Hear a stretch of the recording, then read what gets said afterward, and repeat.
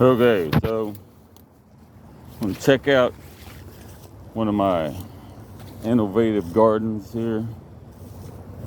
Get it on video because this neighbor, not the neighbor, I don't think, the landlord's a dick and play a lot of head games. And I think one day I'm gonna look at it. It's on their property, but long story, permission, then they take it.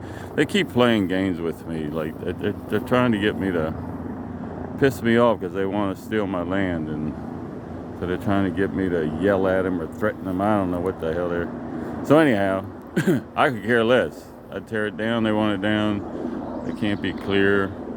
So anyway, so it's this wooden mulch here, and then it's built into this containment fence container.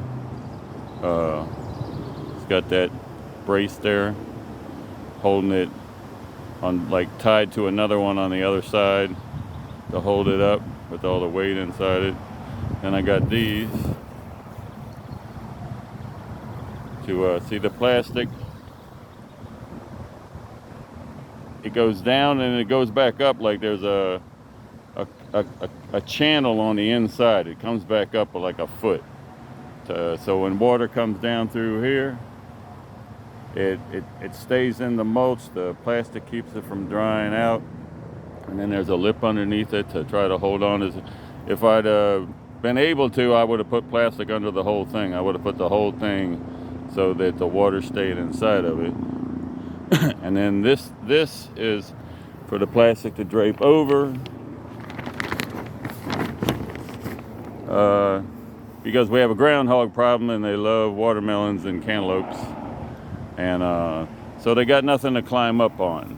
And I don't know if it works or not, because there hadn't been, no groundhogs have bothered it, but I don't know, maybe none have tried. Maybe they can't smell it because it's up here. Okay, then I got plastic on top too. So the weeds, well, that holds the moisture in. There's holes where the plants go. So the rain comes in, there's a canal here, and the only place it has to go is down where the plants are. So if there's only a little bit of rain, it all winds up at the plants. And if there's a lot of rain, it goes down inside with all the rest of the mulch. And the mulch will stay wet for a really long time. So the idea is a waterless groundhog, weed-free garden because vine plants, if you've ever tried to grow watermelons or other vine plants, you know, you're trying to keep up with the weeding. Eventually you're trying to weed in between the vines and you're pulling up it becomes a big mess, and you just leave it, and the weeds grow all up, and you still get some fruit if the groundhogs don't get them. But I think they prefer to grow this way without having to deal with weeds whatsoever.